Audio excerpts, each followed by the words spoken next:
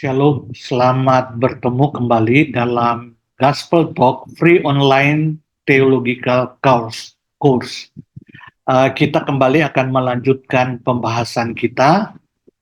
Sebelumnya, mari kita berdoa. Bapa, kasihanilah kami, berkat-Mu turun atas kami dalam melanjutkan pembahasan kami dalam program Gospel Talk Free Online Theological Course ini. Biarlah perjumpaan kami ini hanya jadi dalam nama Tuhan kami Yesus. Amin. Iya, kita pada perjumpaan sebelumnya kita sudah membahas tentang keutuhan syarat berteologia bagian keempat, yakni harus berpusatkan Alkitab. Harus berpusatkan Alkitab. Jadi itu yang menjadi pokok pembahasan kita. Nah, bagian pertama kita sudah lewati. Sekarang kita melihat bagian kedua, ya, keutuhan syarat berteologia bagian yang kedua. Di bagian pertama kita sudah membahas tentang Alkitab, harus berdasarkan Alkitab, seperti itu. Tetapi yang menyedihkan, banyak termasuk dalam lingkup kekristenan, ya, sikap terhadap Alkitab itu paling tidak terbagi 5, seperti itu. Ya, yang pertama, menerima Alkitab itu hanya mengandung firman Allah. Yang kedua, Alkitab menjadi firman Allah. Yang ketiga, Alkitab adalah firman Allah tapi masih ada wahyu-wahyu baru. Yang keempat, Alkitab bukan firman Allah. Yang kelima, ini yang harus menjadi standing point kita. Alkitab adalah firman Allah karena Alkitab diilhamkan oleh Allah. Nah, sekarang kita akan melihat kelanjutan dari Alkitab harus menjadi syarat dalam berteologia. Berteologia itu harus berpusatkan Alkitab. Kita akan lihat, jadi dasar teologia adalah iman, yakni iman atau percaya pada Allah yang dinyatakan oleh Alkitab yang adalah firman Allah. Jadi dasar teologia itu iman. Iman itu adalah pemberian Allah, yakni iman percaya pada Allah yang dinyatakan, yang dibukakan oleh Alkitab yang adalah firman Allah. Seperti itu, ya. Dalam agama pada umumnya, mereka dasarnya bukan iman. Dasarnya mengerti terlebih dahulu, baru beriman. Ini semangat positivisme, empirisme. Jadi harus terbukti, dibuktikan terlebih dahulu, baru percaya. Seperti itu, ya. Padahal dalam hidup sehari-hari kita seringkali, ya, menemukan percaya lebih dahulu, baru mengerti. Saudara, ada presaposisi, ya, praduga awal, ya, itu iman awal, percaya dulu. Saya sudah memberikan analogi, ilmuwan yang menemukan gelombang udara, ya, dia tidak langsung menemukan, tetapi dia punya presaposisi, praduga awal, bahwa pasti ada gelombang di udara ini. Saya percaya ini pun anugerah Allah, saudara. Bagaimana orang bisa melihat langit, udara, langsung berpikir ada gelombang udara yang bisa dimanfaatkan. Tapi inilah iman. Iman awal yang mendorong dia untuk meneliti. Akhirnya dia menemukan memang benar ada gelombang udara. Akhirnya dia menemukan, dia merumuskan, dan dia mengaplikasikan. Dan kita bisa bertemu dalam Zoom, dalam perjumpaan kita di YouTube, ya seperti ini. Ini hasil aplikasi daripada penemuan itu. Tetapi setiap orang yang akhirnya menemukan sesuatu, pasti ada presaposisinya. Presaposisi ini adalah iman awal, ya, praduga bahwa ada gelombang, ada ini, ada atom, ada apa semuanya. Itu yang menggerakkan dia untuk meneliti. Akhirnya menemukan, akhirnya merumuskan itu dalam filsafat umum, ya ada ya punya 3 dimensi juga, ada ontologis, ya kebenaran yang objektif yang di luar kita. Pada waktu kita menemukan kebenaran dan merumuskan kebenaran itu, maka itu kebenaran itu bersifat epistemologis. Ya. Jadi ada kebenaran yang di luar kita, karena presaposisi kita ada kebenaran itu, maka kita mulai mencari, meneliti, akhirnya kita menemukan. Setelah kita menemukan, kita merumuskan menjadi epistemologis. Setelah kita rumuskan, kita mengaplikasikan menjadi aksiologis. Ya, itu kriteria ilmu, saudara. Ya, demikian juga ya dalam kehidupan kekristenan. Percaya dulu, baru mengerti. Percaya ada Allah, ya. Percaya Alkitab adalah firman Allah, baru meneliti Alkitab, baru mengerti, baru punya teologi. Saya juga sudah memberi contoh analogi yang sederhana. Saya tidak mengerti sampai sekarang bagaimana pesawat bisa terbang. Saya hanya mengerti sedikit-sedikit. Tapi kalau saya mengerti dulu bagaimana pesawat bisa terbang, baru saya terbang, saya mungkin tidak akan pernah naik pesawat.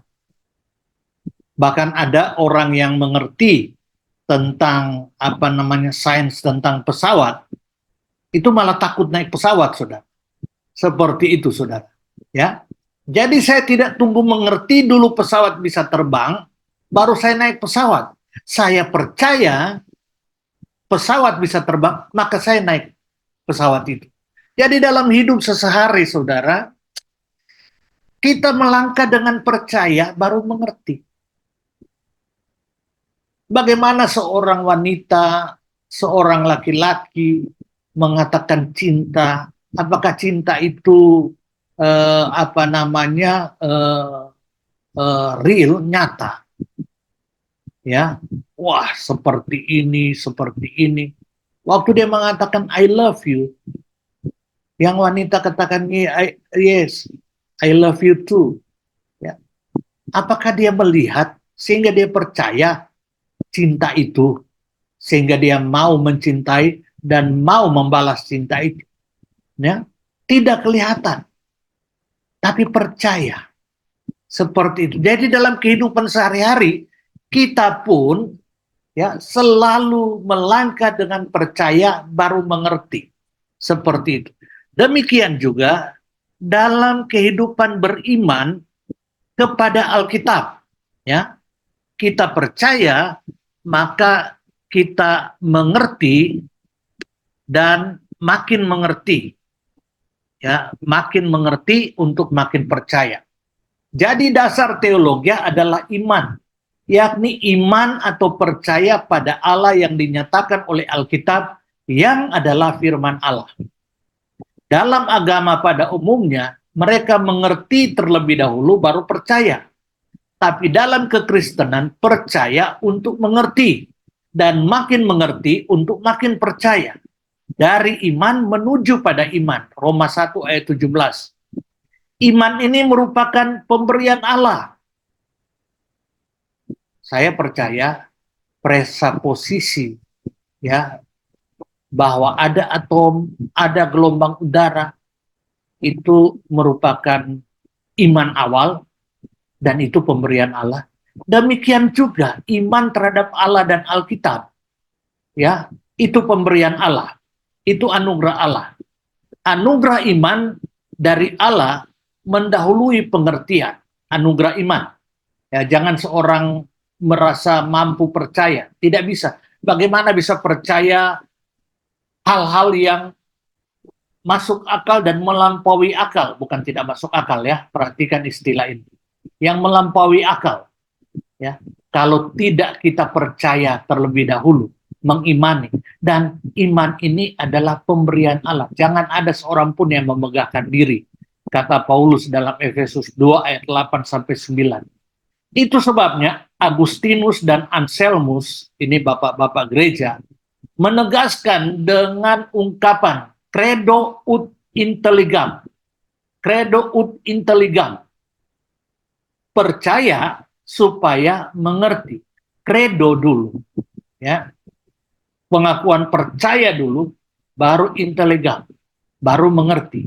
Percaya supaya mengerti. Atau dengan bahasa ini, bahasa Latin ya, bahasa lain, fides quaerens intellectum. Fides quaerens intellectum.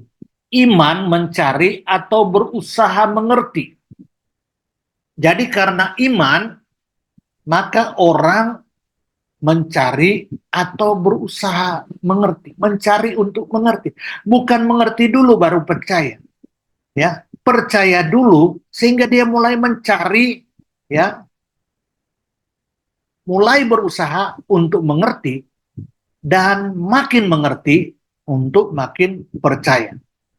Titik berangkat atau dasar untuk mengerti Alkitab dan berteologi adalah iman kepada Alkitab itu sendiri yang adalah firman Allah.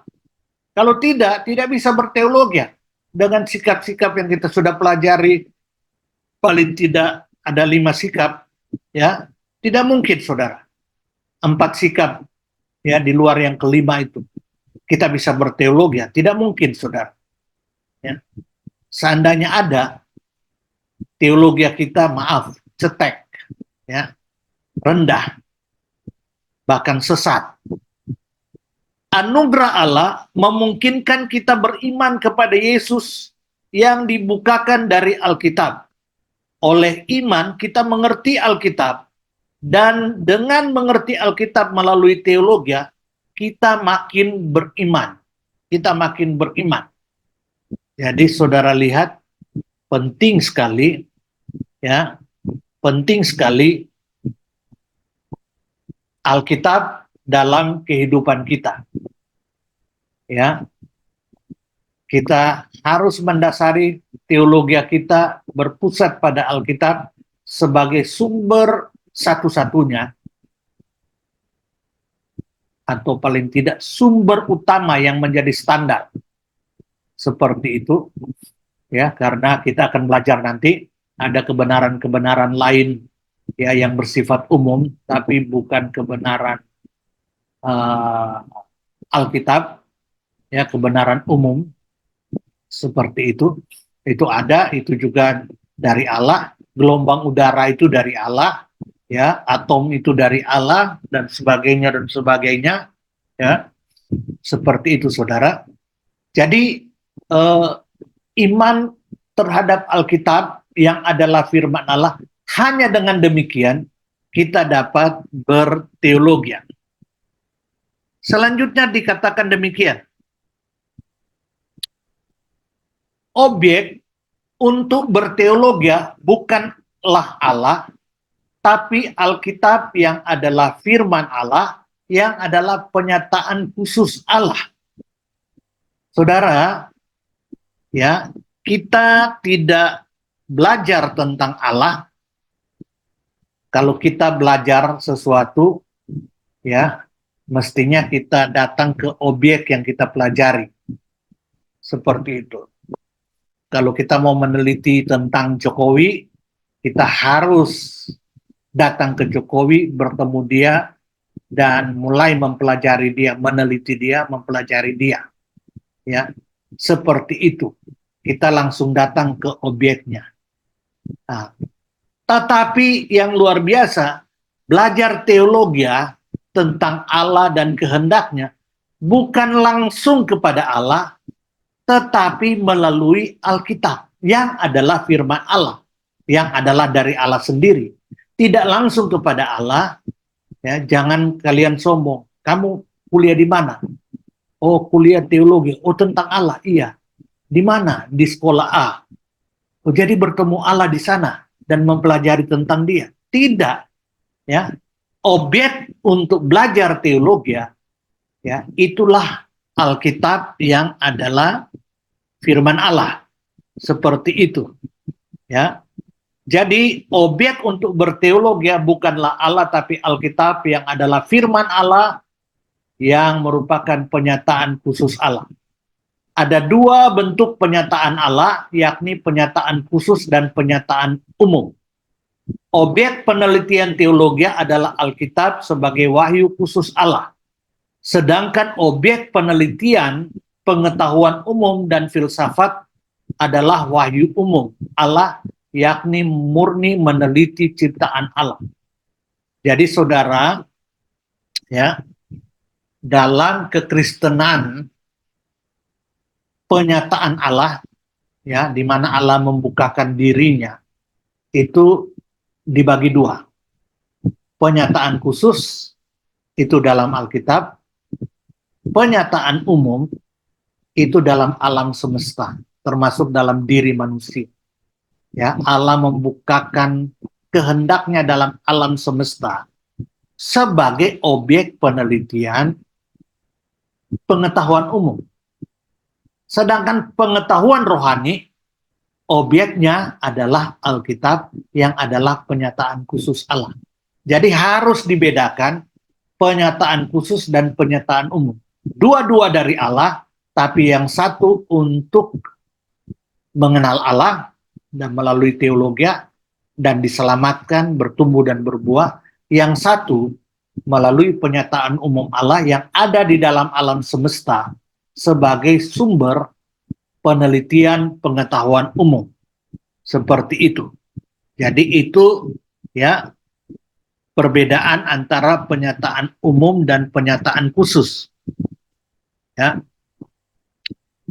Jadi sekali lagi, objek penelitian teologi bukan Allah, tapi Alkitab sebagai wahyu khusus Allah yang adalah firman Allah.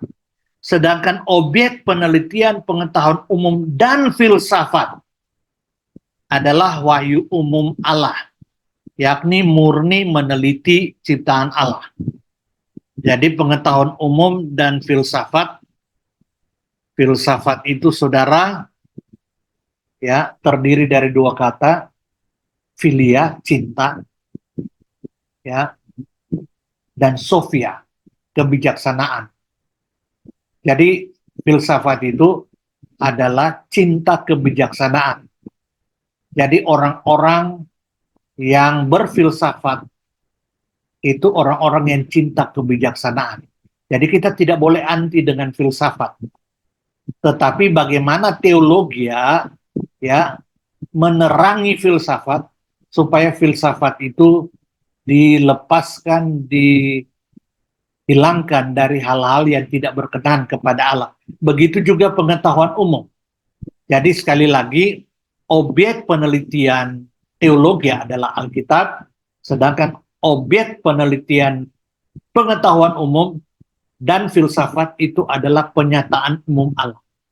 Juga dari Allah, tetapi tidak menyelamatkan.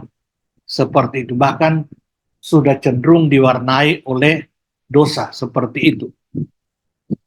Selanjutnya, saudara, kita lihat sumber teologi yang adalah Alkitab yang merupakan penyataan khusus Allah, sedangkan sumber pengetahuan umum dan filsafat adalah penyataan umum Allah.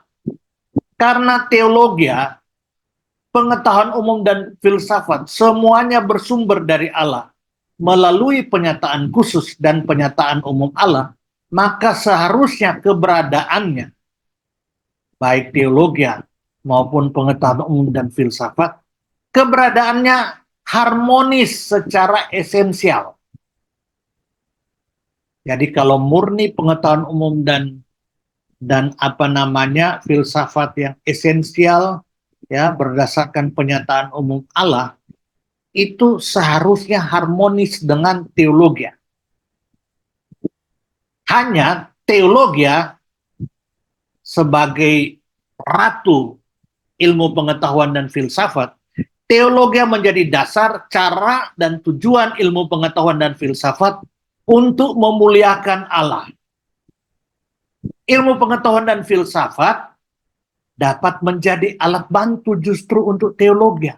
Itu sebabnya Thomas Aquinas berkata, teologi itu, pengetahuan umum dan filsafat itu ancilla theologiae, pembantu, ya, pembantu teologi. Jadi membantu teologi ya untuk mencapai dasar, cara, dan tujuan memuliakan Allah.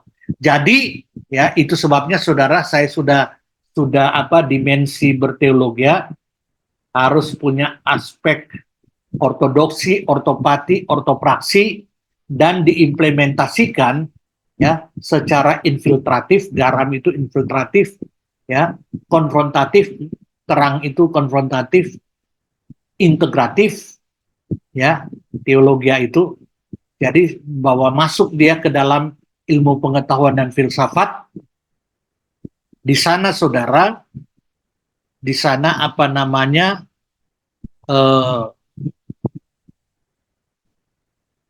masuk ke dalam apa namanya,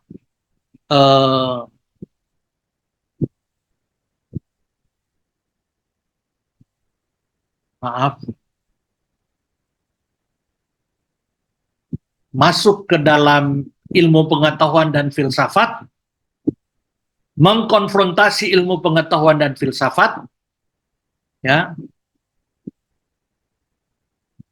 Selanjutnya saudara, mengkonfrontasi sehingga semua ilmu pengetahuan dan filsafat yang bertentangan dengan firman Allah, dengan teologi, itu disingkirkan dan tersisa ya pengetahuan umum dan filsafat yang esensial, yang murni.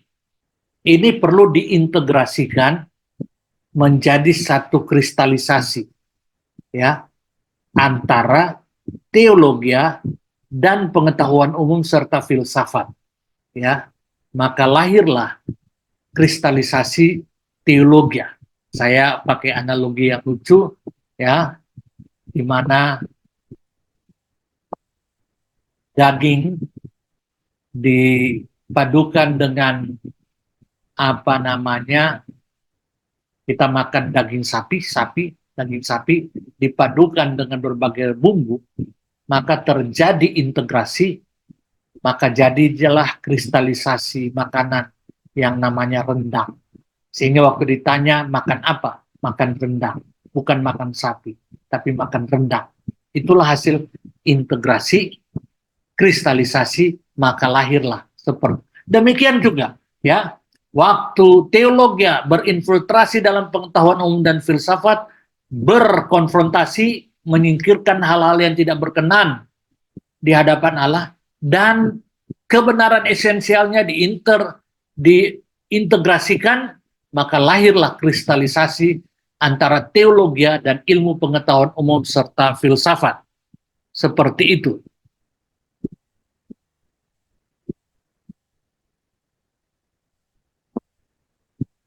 Ada dua istilah yang sering dipakai dalam bahasa Yunani tentang penyataan atau tentang revelation, yakni apokalipto dan panero.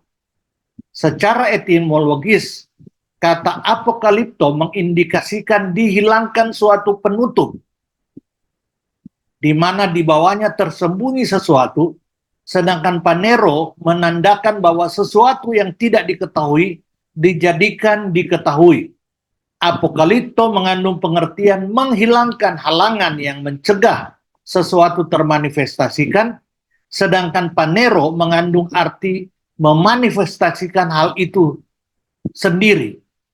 Jadi apokalipto menunjuk pada tindakan mengambil tutup, sedangkan panero menunjuk pada hasil penyingkapan, penutupan, atau selubung tersebut. Hanya dengan penyataan revelation, baik melalui apokalipto maupun panero secara khusus melalui Alkitab, manusia dapat mengenal Allah dan diselamatkan serta dapat berteologia. Jadi ya, itulah penyataan Allah. Ya, kita tidak bisa mengerti kebenaran-kebenaran dalam Alkitab.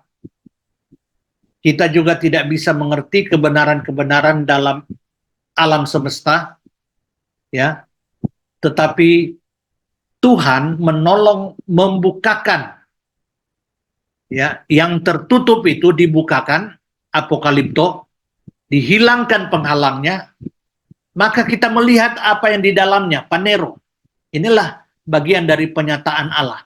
Dan saya percaya penyataan Allah ini, apokalipto maupun panero, ya, itu ada dalam penyataan khusus yang berpuncak pada Alkitab dan pengetahuan dan penyataan umum, pengetahuan umum dan filsafat.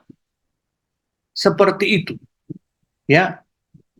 Bagaimana orang bisa menemukan kebenaran-kebenaran dalam semesta ini kalau itu tidak disingkirkan penutupnya oleh Tuhan?